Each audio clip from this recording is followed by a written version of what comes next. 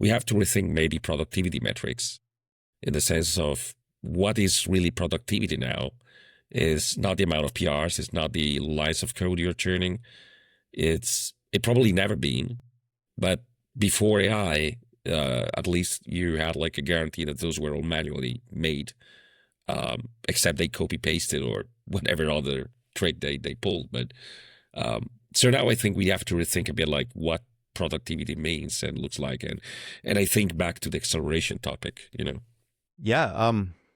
I I am really waiting for somebody to come out and definitively show productivity metrics around AI. Yeah, yeah, I feel like most of us are just saying, "Oh yeah, this would have taken me a long time, and I did it in a fraction of the time." But how do you really know? I did look at my number of change lists that I had like submitted for the last 5+ years because I've stayed in the same org for now 6 years. yeah. Actually, today is my 6-year Googleversary. Hey, congrats. It's kind of a silly thing, but yeah, actually, this is the longest I've been at one company. I've been at a couple of others for 5 years each, but never 6 years. But anyway, so why did I bring that up? Talking about Sorry, I was picturing you with the Noogle cap, beanie cap with the with the spinning. Yeah, I still have that cap. I don't really know when it's appropriate to wear, or but yes, it's kind of a fun thing. yeah.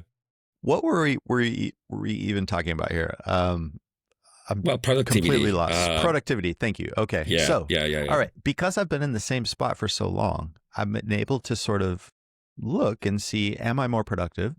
Hmm. And yeah, when AI came out over the last couple of years, I think I definitely have submitted a lot more change lists, but it's very hard to really compare because I've also been working on more APIs and generating the reference docs for more APIs. I've migrated a bunch of content from one site to another. You know, all this messes with the code deltas. And so if you look at like bugs, I've also like done more bugs, but maybe I'm chopping them up smaller. Like it's very hard to measure. Yeah.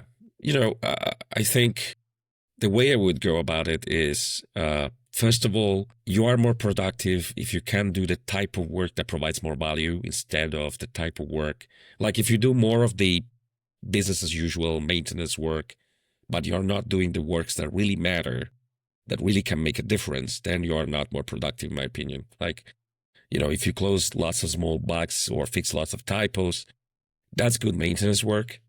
But in the end, you want AI to take care of that so you can write the tutorials, you can write the high value pieces that you're really trained to do better than other people.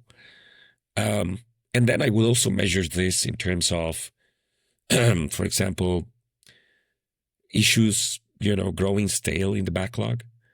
And AI probably allow you to unblock those things earlier than just leaving them forever. And related to this, the third thing that comes to my mind is opening new avenues that weren't possible before.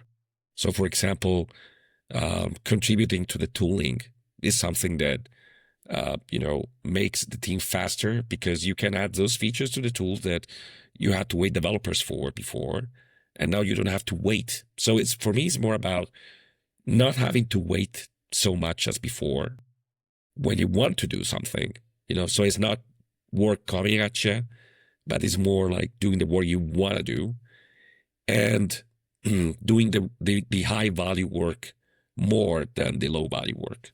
That's my picture there.